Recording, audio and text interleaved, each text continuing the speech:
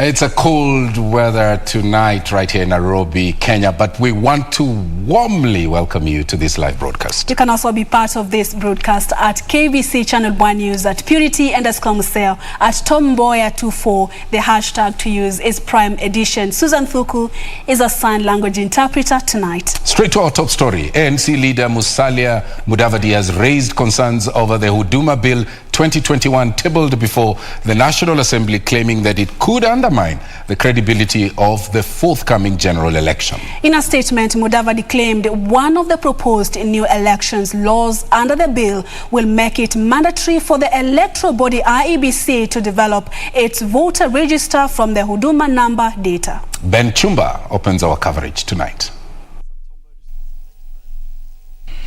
With the Huduma Bill 2021 tabled before the National Assembly for consideration, a section of the political class have read malice in the document, claiming it will dent the election's credibility. ANC party leader Musalia Mudavadi has raised concerns amid speculations that one of the proposed new elections laws under the bill will make it mandatory for the Independent Electoral and Boundaries Commission to develop its voter register from the Huduma number data. In a statement, Mudavadi said the Huduma number system has serious gaps which could adversely affect the process and further undermine IEBC's preparedness for a free and fair election. Mudavadi said if the Huduma number is to be integrated in the election process, the right legal procedures must be followed to secure the public trust. Barely a month ago, IEBC chairman Wafula Chebukati pulled out of the Election Preparedness Committee, citing alleged infringement of IEBC's independence. Ben Chumba, Prime Edition. Now, the month of December has recorded the highest number of fatalities on Kenyan roads in the last 5 years. 4,347 people had died by mid-December, indicating 647 more deaths compared to the previous year. Road accidents also went up by 17.3%, largely as a result of pedestrians crossing roads at undesignated points, overloading of vehicles, and failure to observe traffic rules. Anapo overspeed, jaribu kutoa nini? Government spokesperson Cyrus Oguna joined National Transport and Safety Authority officers in conducting road safety awareness in Kuresoi North, Nakuru County. According to statistics from the National Transport and Safety Authority, there was a 17.3% increase in road accidents by the 16th of December this year. The number of victims increased from 15,918 by December 16th of 2020 to the current 19,571. The number of those killed in road accidents across the country rose from 3,707 to 4,347 over that period. This is the highest number of fatalities to be recorded in Kenya in 5 years. Kwa hivyo kuna ongezeko ya watu zaidi ya 640 ambao wamepoteza uhai. Tunapoongea kuhusu hiyo idadi ya watu, labda haitakugusa, lakini naomba kumbuke kwamba hawa ambao wamepotezwa ni watu ambao ndio wenye uwezo wa kutafuta ajira kwa familia. Motorcyclists accounted for the highest number of fatalities at 1,634, followed by pedestrians at 1,477. Passengers were third at 727 and drivers fourth at 426. Bodaboda wengi ni vijana, ukiangalia ni vijana tu, miaka 22, 23, 25. Sio wengi watakuwa zaidi ya miaka 30. Wameondoka wengi, hata familia hawajapata. Yani sehemu yao wamefutika kabisa kwa sababu ya kutoka kabla atakuwa na familia za kwao. The worrying statistics have been partly attributed to overspeeding, late night travel, drunk driving, driving while fatigued, unroadworthy vehicles, untrained drivers, among other factors. The statistics further indicate a reduction in the number of pedal cyclists killed in road crashes by 6% compared to the year 2020. Tumezembea. Manake ajali tunaita ni ajali, lakini kwa kweli zingine zinaweza kuzuliwa. Lakini asilimia 90 ni vitu ambavyo tunaweza kuzuia. Haitaji polisi kwa barabara, ini kiti ya mtu kibinafsi. Nancy Okware, Prime Edition. From that report on road carnage, let's slide into the corridors of justice.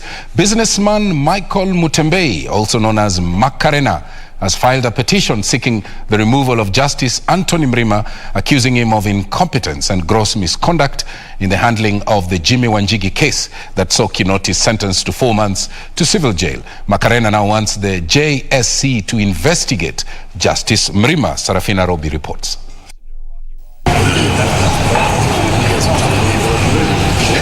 Through his lawyers led by Dunstan Omari, Michael Mutembei alias Macarena now wants the Judicial Service Commission to look into the removal of Justice Anthony Mrima.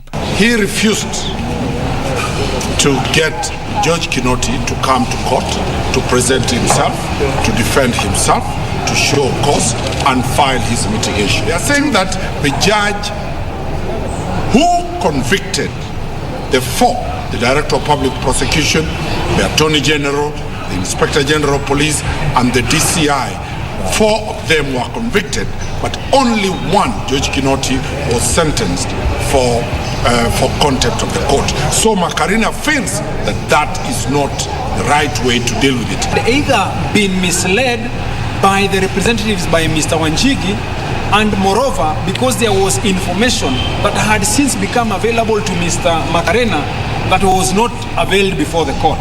In his petition, the businessman accuses the judge of bias, misconduct and breach of the judicial code in view of the conviction and sentencing of DCI George Kinoti for 4 months.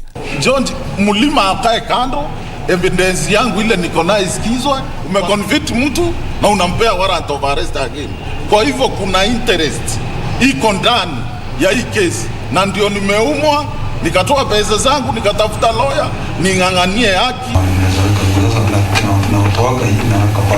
Meanwhile, police informant Peter Ngugi, who says he has been a police informant since 2009, finished his testimony and cross-examination on Tuesday afternoon before Justice Judicial seat. Ngugi is charged alongside 4 police officers in the murder probe of lawyer Willie Kimani and his client. In the probe, Ngugi insists he was given 15,000 Kenyan shillings not to testify against one of the accused police officers, Frederick Leliman, with the Naivasha prison superintendent put on the stand to also testify on the issue.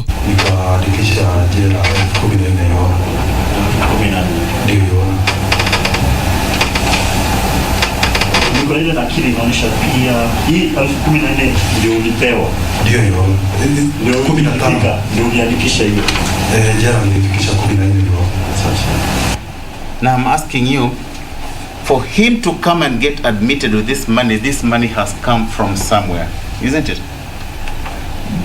Both amounts, the 14,000 and the 3,500, have come from somewhere, isn't it? This is now a record adjusted about all his money in the prison. Sir, there is nothing like adjusting. The said police officer, however, refuted the claims.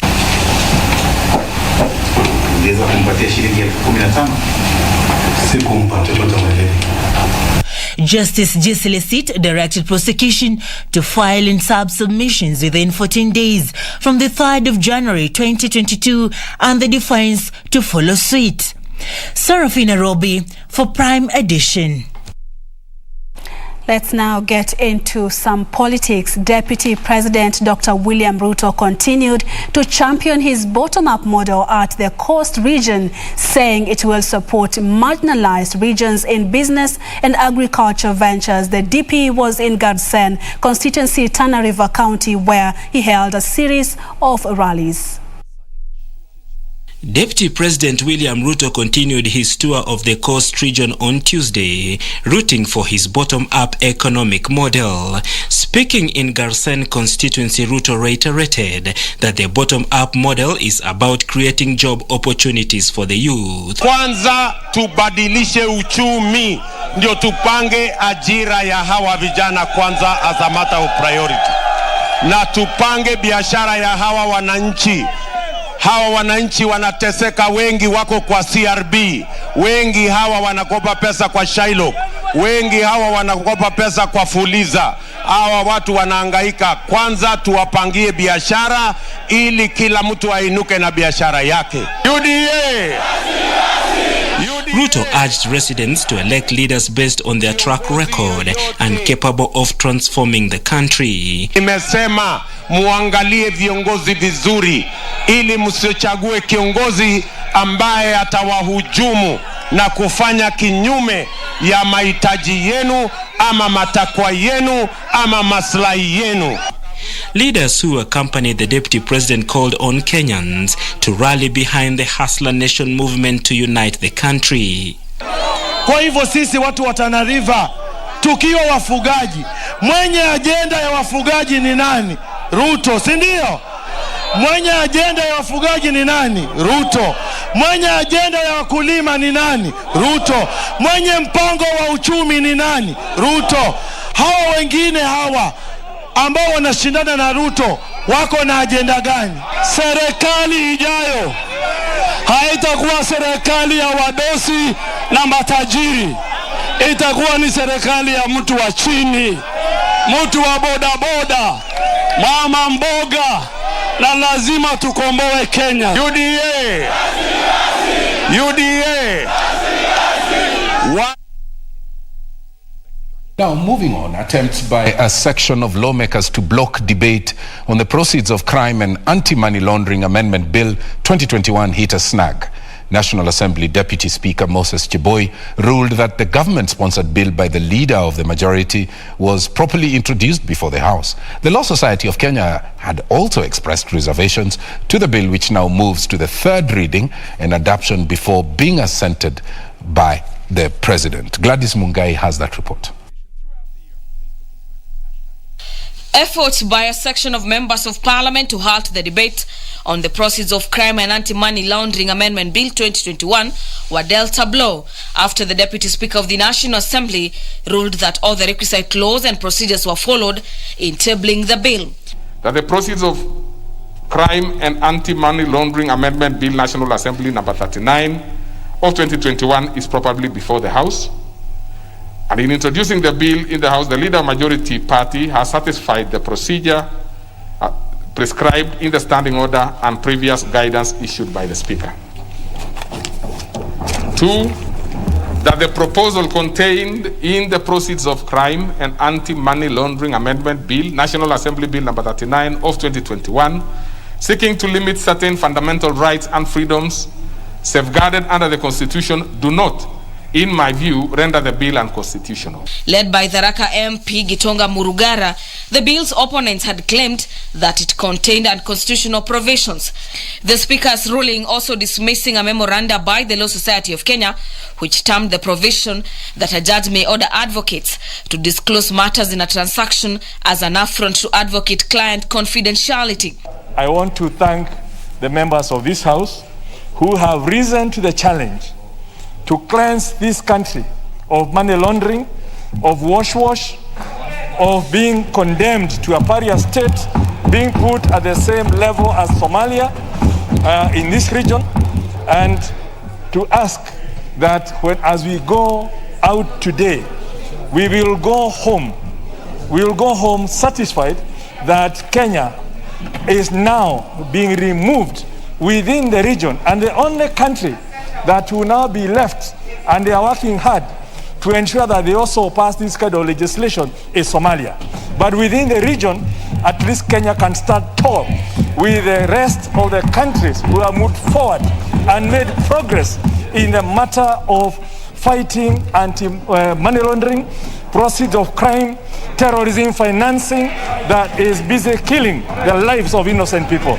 Deputy Speaker Moses Cheboy, however, holding that the proposals in the bill are not unconstitutional. The inclusion of advocates as reporting institution for suspicious financial transaction in the manner proposed in the proceeds of crime and anti-money laundering amendment bill, National Assembly Bill number 39 of 2021, does not at the face value erode the legal principle of advocate-client confidentiality.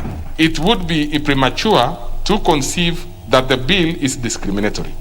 This settles the second questions on the constitutionality and propriety of the bill. The bill, which now moves to the third stage, seeks to empower the State Financial Reporting Crime Center to freeze property and suspicious transactions for 5 days without a court order. For Prime Edition, I'm Gladys Mungai. Elsewhere, a section of lawmakers from the coastal region have raised concern over how the nuclear waste ship that landed at the Kenyan port was sent back without apprehending any individual. According to Mvita MP Abdul Somad Nasir, the Nuclear Regulatory Act is very clear on transportation of such high radioactive material into the foreign country, and that action ought to have been taken against the ship's local agents and the owners. The legislators have demanded an explanation from the Nuclear Regulatory Authority on the matter. The Nuclear Regulatory Authority need to come out very, very clear as to why they did not take someone to court. It's not an issue of that we caught. Yes, we caught.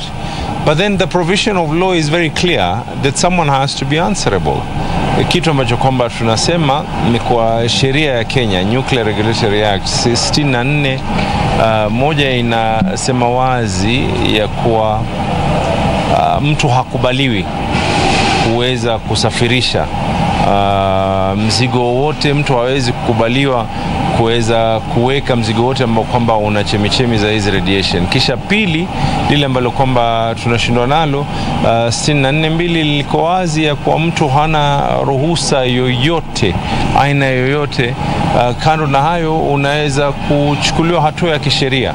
Swali ni kwa nini tumeweza kuacha hii meli kurejea bila kuuliza na bila kuweza kuwachukulia hatua watu?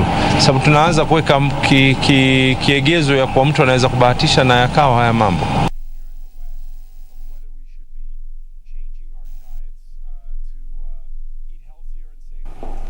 Well, that story brings us to our first break right here on KBC Prime Edition. Absolutely. Stay with us. We still have plenty more to come.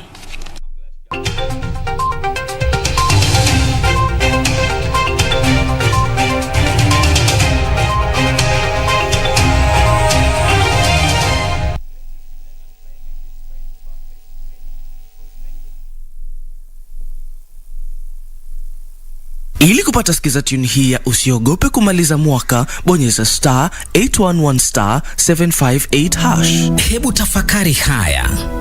Mpemba haogopi mvua ndogo, msasi haogopi mwiba, mshoni haogopi sindano. Uoga huleta hofu, uoga huzuia ufanisi, uoga hulemaza safari, safari ya ujasiri, safari ya ufanisi, safari ya... Ili kupata sikiza tune hiyo ya usiogope kumaliza mwaka, bonyeza *811*758#. *811*758#.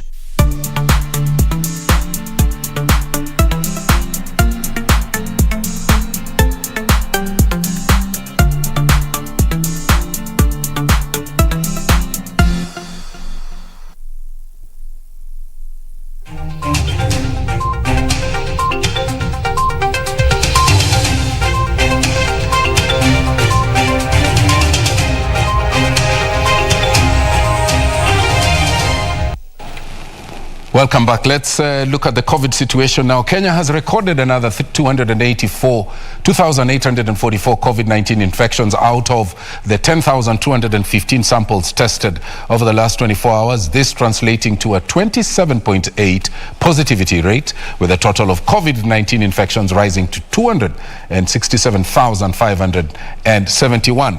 Now, the number of fatalities resulting from COVID-19 rose to 5,354 following the confirmation of one death following facility audits conducted in the month of December.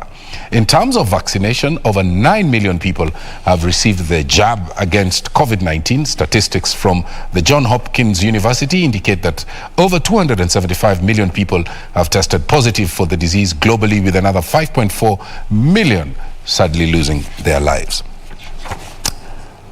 Now, the dream of many Kenyans is to own a home where they can retire to after employment. For Kiruja Misheni and his wife Lucy, who lived in the United Kingdom for 17 years and later on in Nairobi, the retirement home dream has not only been realized, but it's turned into a profitable business venture and a holiday destination, not just for Kenyans, but also from visitors across the globe. This is that story. Tucked at one of the corners past Kinoro Tea Factory is Anabana's Trout and Seafood Grill, one of the new tourist attraction sites in Meru County that is drawing hundreds of visitors. In 2015, after 2 years of looking for land in their Kinoro village, South Imenti, the Mishemis came across a rocky patch on the banks of Mutonga River. Their interest on the 1 acre plot then came as a shock to many. It started off from a very nuclear idea of just having a country home where we can all come as a family, because we are fishermen and we are hikers, and we can do our fishing and we can eat our fish and we can go up the Mount Kenya and hike, and that is how it all evolved. Lucy admits building on such land came with its share of challenges. During the holidays, when the house was complete, the couple would retire to the 4-bedroom cottage and at times invite friends and relatives for stay over. Family and friends would come and we would do our nyama chomas and do bonfires by the river. And in fact, the river, because it's very cold, that's why we used to chill the drinks. Enchanted by the environment, the visitors wanted to stay on, so they started renting it out. Well, actually thought that we are a restaurant. And it evolved from that to somebody booking for a wedding, to an event that we had here that we hosted the Food and Agriculture Office, and that went into the media. And we had about 120 people. And I think from there I can only say the rest is history. Eventually, they decided to convert their home into a business and build an eco-lodge that would attract visitors interested in a serene environment as well as adventures to Mount Kenya. Over the years, the cottage has been attracting visitors from Europe, the US and Australia. A lover of trout fish, Lucy Mishemi got into fish farming, starting off with 2,500 fingerlings in 2017, and after a year she had over 5,000 fish. So if we can encourage the young men to police themselves so that there's no poaching of the trout, then that will increase the traffic of people coming to do fly fishing, and that will also give them an income, because then they're the guides. The mother of 4 now manages the business and attributes the establishment of the restaurant to visitors who would ask if she could cook trout fish. The property is located on the banks of Mutonga River, which boasts of spectacular views with undulating waterfalls. Beatrice Gatonyangetich, Prime Edition. Thank you so much, Beatrice Gatonye, for that report. As Kenya edges closer to the 2022 general election, the fate of women eyeing different political positions lies in the progress the country has made in eliminating gender biases that impede their chances of ascending to power. And as Safina Cheng reports, an imbalanced competition is more skewed towards women with disabilities. Happy that this motion that has come before my fellow senators. When she was nominated to Senate in 2017, Gertrude Inima Musuruve never anticipated that her transition from being a lecturer into politics would expose her to the gender biases and systemic barriers women face in leadership. I really wanted to go to parliament so that I can be the voice of the marginalized. I can be the voice of persons with disabilities in this country, so that I'm a game changer when it comes to legislation. While acknowledging the underrepresentation of women in political leadership, Senator Musuruve says the gap of inequality is even wider for women with disability. There is the pity paradigm. This is someone with a disability, and since she's someone with a disability, just that sorrow paradigm that you cannot make it. Also, another challenge in politics is about visibility. And getting that visibility as someone with the challenges, it becomes really difficult, because there's that, kusukumana and all that. You cannot get to the pace of others and all that. So it is like you really have to assert your way. According to the 2019 Kenya National Housing and Population Census, of the 900,000 Kenyans with some form of disability, 2.5% are women. Further data from the United Disabled Persons of Kenya shows that out of the 350 members of parliament, only 5, that is 3 men and 2 women, have some form of disability, and in the Senate, only 1 woman and 1 man were nominated to represent persons with disabilities. This number, according to Senator Musuruve, is nothing but a drop in the ocean, challenging relevant stakeholders to plug in and help women with disability compete successfully. What I want to urge political parties, and this they need to take very seriously, that they need to include persons with disabilities on their list, and they need to ensure that persons with disabilities are also given an opportunity in decision making, because it is in the decision making table that you can change the lives of persons with disabilities. Against the odds, however, she has remained relentless, bagging several awards in her efforts to push for the welfare of persons with disability, both locally and internationally. I did a motion on provision of colostomy bags. So the whole of Parliament, I'm one of the legislators whose work has been identified. I also did 2 bills with Professor Kamar on persons with disabilities. They've been identified by Mzalendo. So when it comes to legislation, I've come top. Senator Musuruve, however, laments that the elective seats still remain unreachable for persons with disability, and she is determined to change the narrative. There are so many women who come to me, they need support. But as a nominated senator, I'm not able to address them. But I know that if I'm given the power of Lugari, I know that if I'm given the elective position, I'll be able to reserve some money to support economic empowerment for also women. All hope is not lost, however, with the country recording tremendous progress in efforts to promote women's representation in political leadership. We want to know more about Thank you. Where do Zipporah Kitoni is a women's rights advocate and a trailblazer in women's participation in the political landscape. She has now retired from active politics, but has vivid memories of her debut into the male-dominated political world. We were 9 women. Mother Karu and I interacted, and we became very good friends, and we served in one committee. We traveled together outside, and I turned her town. That's why Mother became a good mother and a good friend of mine up to now. And what the rules of parliament, we started with Peth Mugo, what is called Gewopa, to shape women committees and women issues in parliament. One thing you must know, that we were not allowed to take a handbag into the chamber. So one day we asked, what about the men? Who knows what they carry in these pockets they have? Could he not carry a pistol here or in the jacket of his coat? So eventually it has been overruled that you can go in with your handbag. The 2010 Constitution, she says, was a game changer in efforts to support women's representation and leadership. She, however, laments over the laxity in implementing the 2/3 gender rule. The journey has been very, very long and windy. That the first parliament, we didn't have a woman. We only had one. And that the Constitution did not favor us at that time. Right now, the Constitution favors us.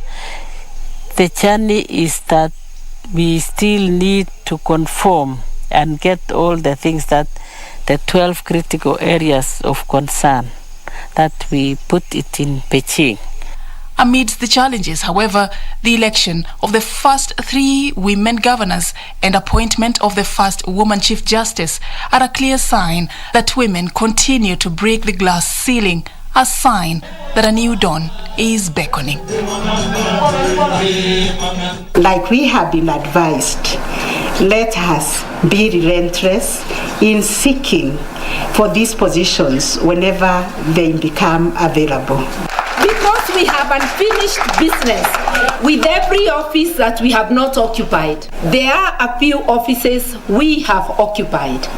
There are many women have not set foot on. For KBC Channel 1, I'm Safin Acheng Oma. There's an item here on fraud. Residents in Mombasa County have decried the increased cases of scams within Mombasa's central business district. The residents have faulted the county government inspectorate for failing to eradicate fraudsters conning people off their hard-earned money. The residents are now calling on relevant authorities to dismantle a cartel allegedly operating within Mombasa's central business district as phone promotion agents. According to the residents who have fallen prey to the fraudsters, the well-organized syndicate consists of young men and women who pose as sales agents of a renowned mobile telecommunication phone company. Kuna kikosi maalum, kikosi kikubwa sana.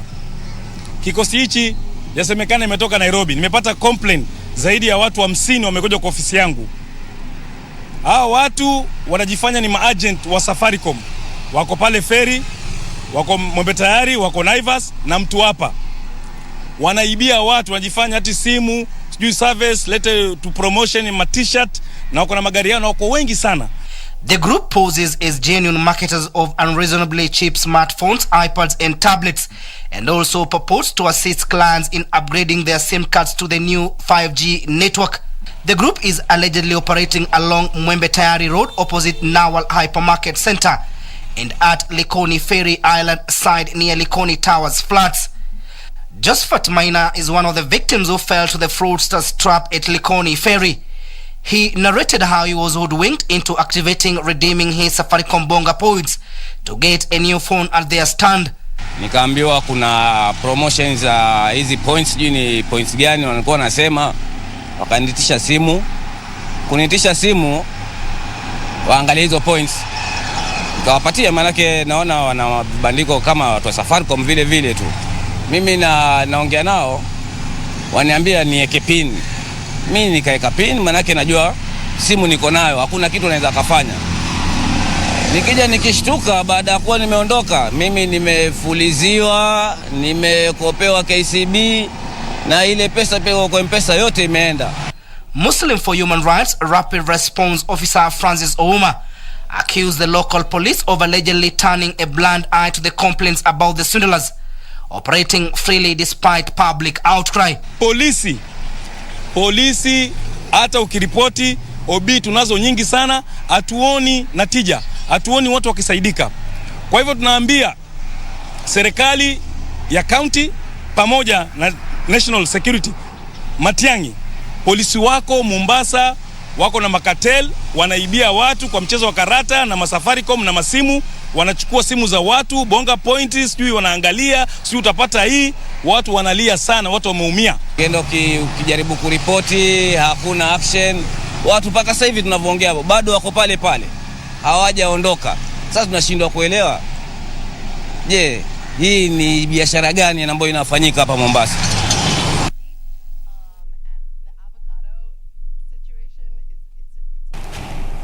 Well, that story brings us to yet another break right here on KBC Prime. Cynthia Nyamai is on standby with the day's business news. You don't want to miss that. Stay with KBC Prime Edition.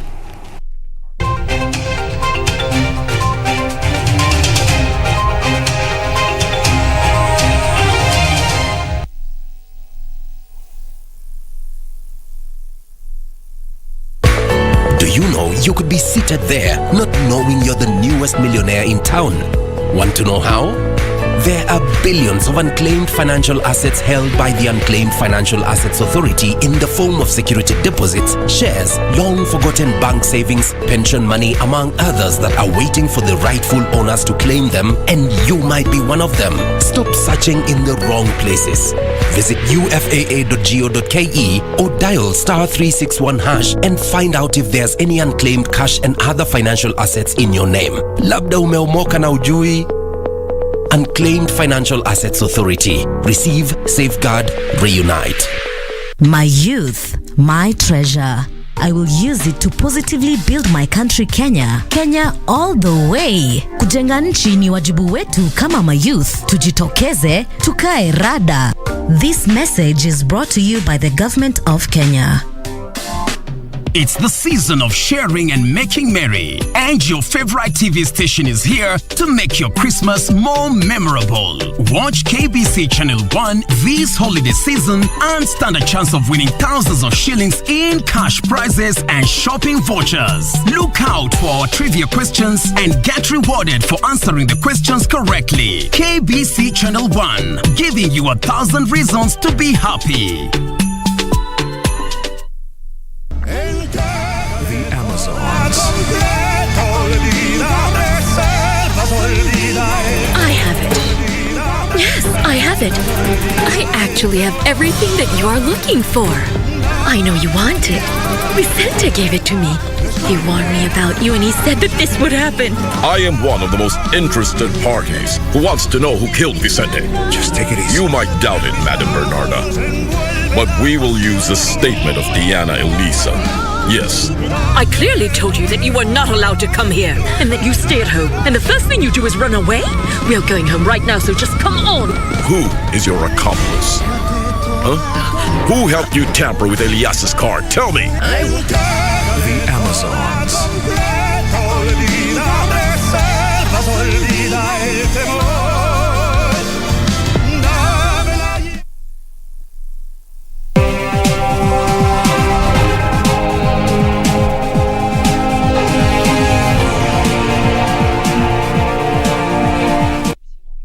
Good evening, welcome to Business. I am Cynthia Nyamai.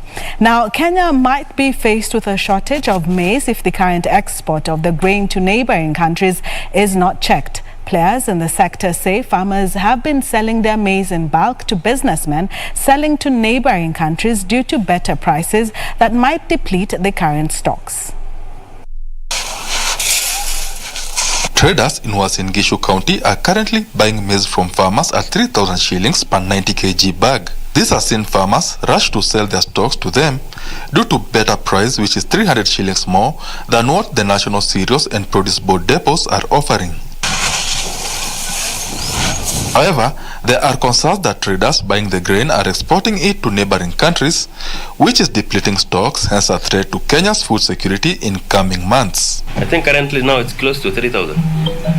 And this maize now being purchased onto trucks. I cannot tell you who they are taking. Where is that maize going? There has been high demand for maize in countries that experienced poor harvest due to drought or cases of insecurity. The production from the neighboring countries is not there. Tanzania, the same, we don't get a lot of maize. So all this, in a nutshell, has contributed to a deficit, which is making the maize from Kenya, actually, to be of high demand in the neighboring countries. I understand that Southern Sudan is buying at a very good price. Leaders believe despite Kenya being a liberalized market, more needs to be done to control the export of maize. Let's still look at strategic food reserve.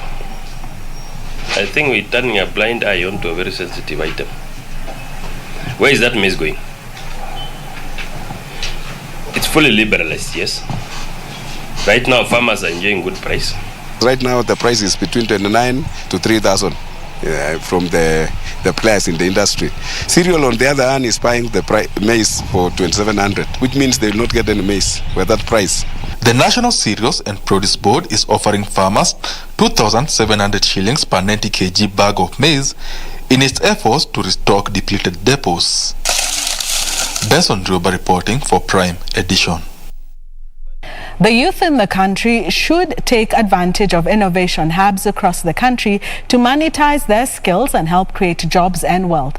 ICT Principal Secretary Dr. Jerome Ocheng, while presiding over the commissioning of the Rotary Vocational Training Center in Kisumu, said the government is on equipping the youth with digital skills through the Ajira Digital program.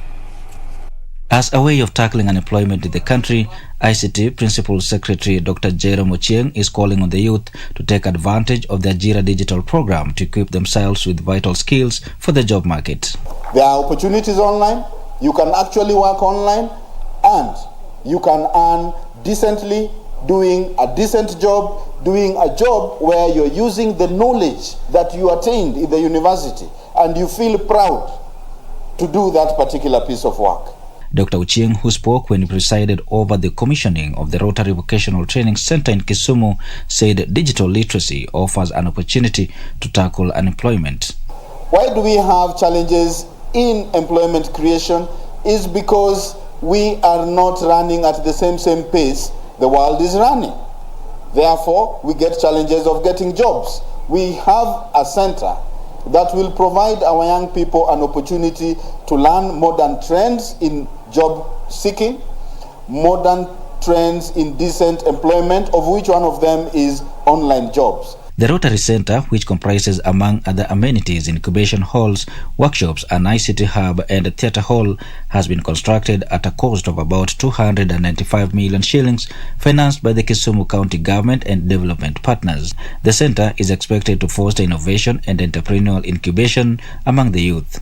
These centers provide important linkages between the various stakeholders, among them facilitate technology transfer, promote research, bridge the gap between innovators and investors, and also provide social support network, more especially for the youth. Take this business incubation and innovation center seriously.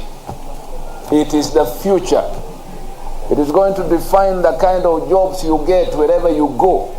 The Ministry of ICT, Innovation and Youth Affairs has provided broadband connectivity to the Innovation Hub within the center through the National Optic Fiber Backbone Infrastructure to encourage digital innovation and enable Kenyans access to online jobs. For Prime Edition, I am Wycliffe Okech. Kenya has recorded a 41% growth in tourism numbers at 663,000 in the first 10 months of 2021. This compares to the 471,000 arrivals recorded over a similar period in 2020. The latest report by the Kenyan Tourism Board indicates that holiday makers accounted for 34% of the travels, while those traveling to visit friends and family made up 29%. Maize and Transit made up the rest of the travel mix. The latest survey by the Kenya Tourism Board indicates growth in the sector was experienced in the third quarter of the year as countries eased travel restrictions barred by state-driven vaccination drives. The United States is still the biggest source market for tourists to Kenya, accounting for 108,072 visitors, raking in 16.3% of the total arrivals. Neighboring Uganda was second at 59,979 with 9%, and Tanzania third at 58,946 at 8.9%. Across Europe, Kenya was a favorite destination for the Brits, with 34,121 visitors landing in Kenya. Others in order of arrival were India at 31,644 at 4.8%, and China with 27,494 visitors at 4.1%. Kenya was a popular destination among holiday makers at 34.1% of their arrivals at 226,168, while those traveling to visit friends and family made up 29.3%. Maize and Transit made up the rest of the travel mix. The survey further projects significant growth in domestic tourism to outpace global tourism, partly attributed to, among others, ease in travel restrictions, entry of low-cost airlines, and operations of the inter-county trains. Regina Manyar reporting for Prime Edition. Now to international stories, where Nike Incorporation beat quarterly revenue and profit estimates lifted by strong demand for its sports shoes and apparel in North America, and said it was more confident of easing supply chain issues in the next fiscal year. The company's share rose to 3.7% in extended trading. And here are more details of this and other stories from across the world. Nike's second quarter sales in North America, its largest market, jumped 12% as the reopening U.S. economy and the rollout of vaccines gave people confidence to rush back to stores and splurge on sneakers for running and hiking. Nike is doing well to get in as much inventory as possible. The sportswear maker said its direct-to-consumer business had record Black Friday sales in North America despite supply constraints heading into the holiday season due to month-long factory closures in Vietnam, where about half of all Nike's footwear is manufactured. Meanwhile, the United States is set to become the world's biggest liquefied natural gas exporter in 2022, surpassing Qatar and Australia, and may hold that title for years to come. In a year when China and other large economies in Europe and Asia scrambled to source enough supply for heating and power generation, the United States was sitting on a beehive of supply, one that will grow in coming years. Global LNG demand has hit record highs each year since the year 2015, due mostly to surging demands in China and the rest of Asia. Finally, fraudsters are directing people on Facebook to sites claiming to sell fake COVID vaccine passes for those who have not been jabbed in the United Kingdom. People in the UK are required to prove their vaccination status in order to access some places and to avoid self-isolation after traveling abroad. But posts on the social media sites are offering unvaccinated people false certification to get around the rules.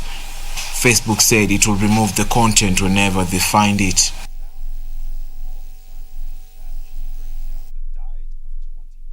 Well, that's it for business. Up next, sports with Karen Kibet.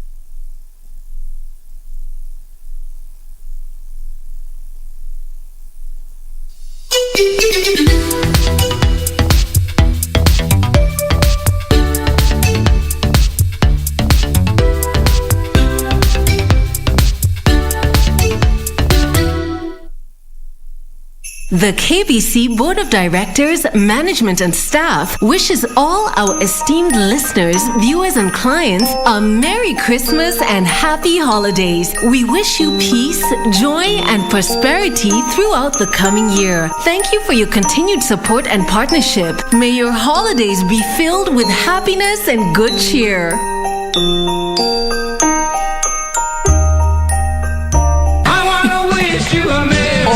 Pardon me, that was my friend President Joe Biden. The holiday seasons are once again here. If you are traveling with your machine or your baby, make sure you travel safe. We all want to see the new year. Ladies and gentlemen, Merry Christmas and Happy New Year. Kenya nchi yangu, Kenya maisha yangu, Kenya wajibu wangu. Sitakubali kamwe kuchochewa na mtu yoyote ili kuharibu mali au maisha ya Mkenya mwingine.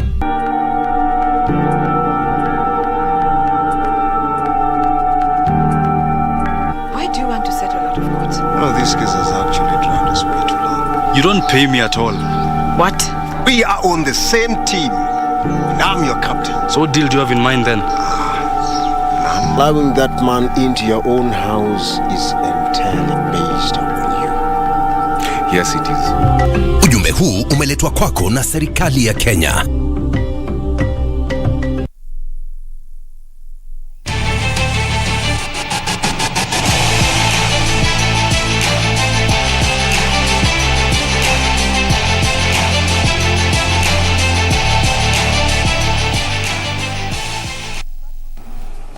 A very good evening to you. I do hope you're holding up well. It's now time for us to take a look at what's making headlines in the world of sports. My name is Karen Kibet. Now, following a thrilling double-header at the Emirates Dubai Sevens, which saw South African men and Australia women top the table standings, attention now turns to Spain, where Malaga will host a leg of the HSBC World Rugby 7 Series for the first time.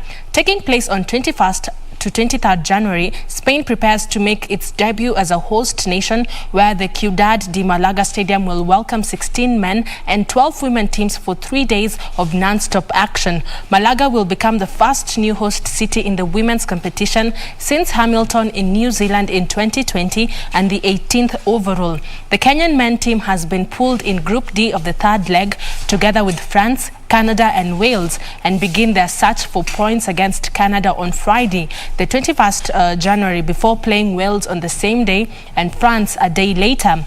New Zealand and Samoa will be competing for the first time this season after missing the opening 2 legs in Dubai. See you later. It is Miller Duplessis time, and South Africa score. 11-year-old tennis player Celine Ahoya is among 5 other youngsters who have been nominated for this year's Most Promising Girl Award during this year's Sports Personality of the Year Awards Gala set for Kakamega County on 19th January. Ahoya will compete for the award against athletes Purity Chepkirui, Teresia Muthoni and Jacqueline Chepkoech and footballer Violet Nanjala. Celine Ahoya has been nominated for this year's Most Promising Award during this year's Soya Awards to be held in Kakamega County on 19th January.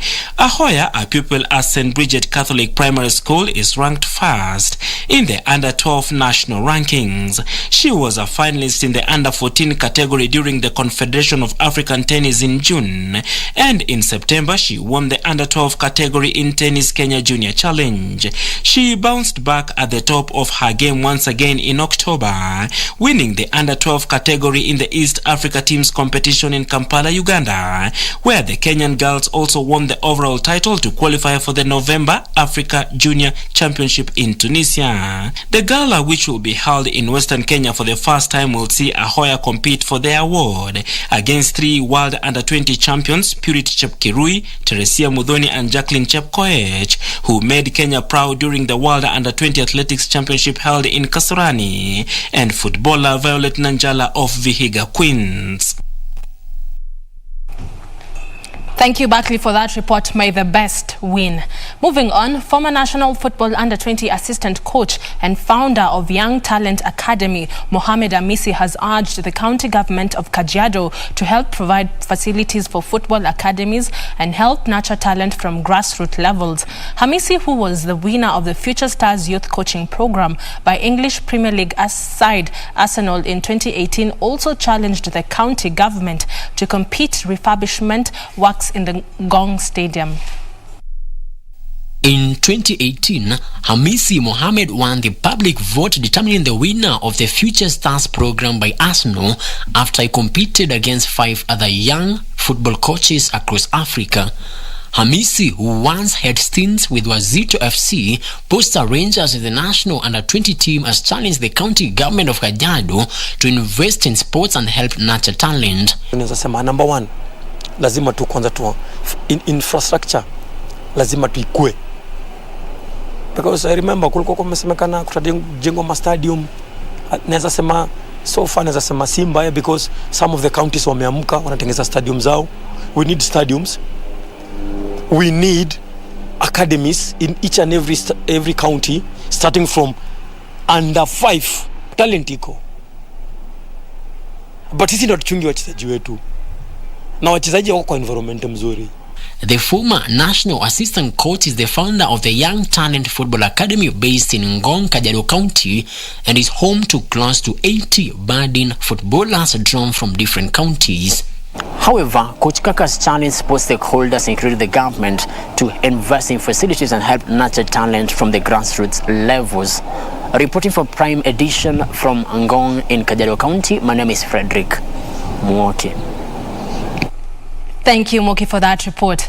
The president of the Confederation of African Football, Patrice Motsepe, has reiterated that the delayed Africa Cup of Nations will go ahead as planned. Motsepe was speaking with less than 3 weeks until the tournament kicks off as he visited Yaounde's Olembe Stadium, which will host the opening match on the 9th of January. His comments came as speculations persist that the finals will be delayed further or even cancelled because of the latest problems with the global COVID-19 pandemic. Cameroon had been slated to host the 2019 Nations Cup, but the country was stripped of hosting rights in November 2018, with CAF citing delays in the country's preparation for the tournament.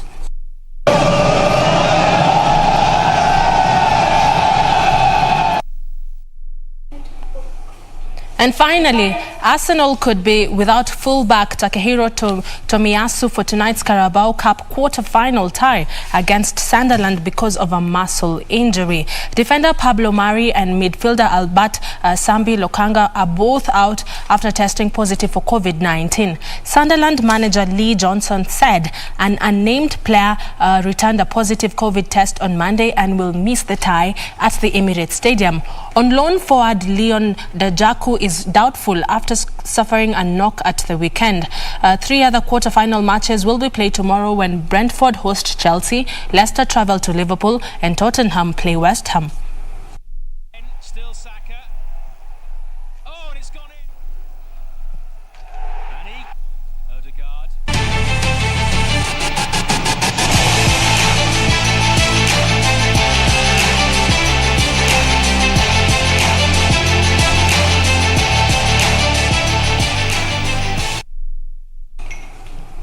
And that's all we had for you tonight from the KBC Sports Desk. Let's do this tomorrow, same time, same place. My name is Karen Kibet, but the broadcast is not yet over, as Tom and Purity have something special for you tonight. Tom? Thank you so much. Marakwet has... she has revealed it. Oh. Well done, Marakwet. That was good. No, but she's right. We have something... special for our viewers because it's our last Tuesday before Christmas. Before Christmas, yes. Yeah. 3 days to Christmas, isn't it? Yeah. All right. You want to walk? So the next time we meet our viewers, it will be after Christmas. Yeah. So it's fair enough. We give them something special, and guess what it is? Mikey Bellamele, I've already. What do you think? Good. Can I try it on? Yeah, sure. How do I look? Fantabulous. Good. Toodles, here's the surprise. Music. Music. Music. Can so I sit here. Marakwet is laughing. Woo! Ooh. Nice. Yeah?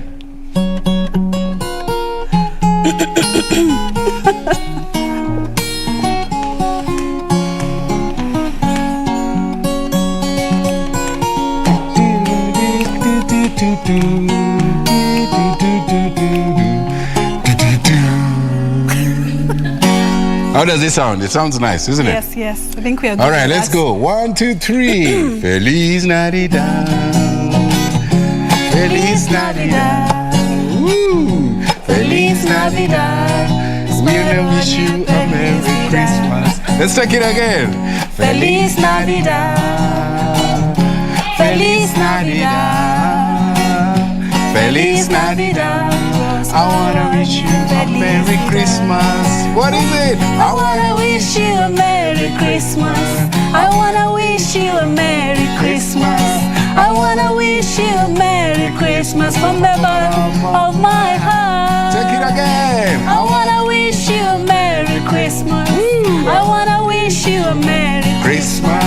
I wanna wish you a Merry Christmas from the bottom of my heart.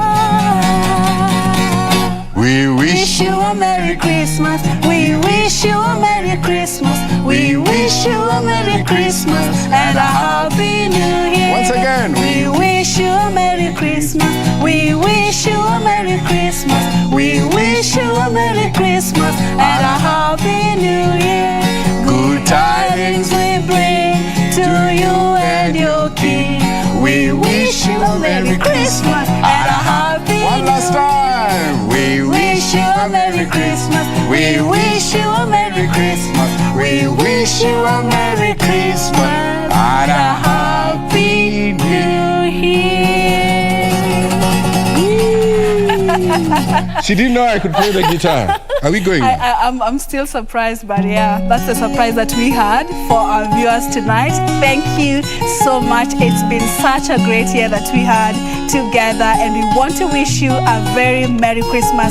The next time we are meeting you, our viewer, is after Christmas. So this was for you. My name is Purity Museo, and Susan Thuku has been our sign language interpreter tonight. Merry Christmas and a Happy New Year. And my name is Mboya from the capital city of Nairobi. Good night and have a good Merry Christmas. Bye-bye. Wish you a Merry Christmas. We wish you a Merry Christmas. We wish you a Merry Christmas and a Happy New Year. Good tidings we bring to you, and then we wish you a Merry Christmas and a Happy New Year.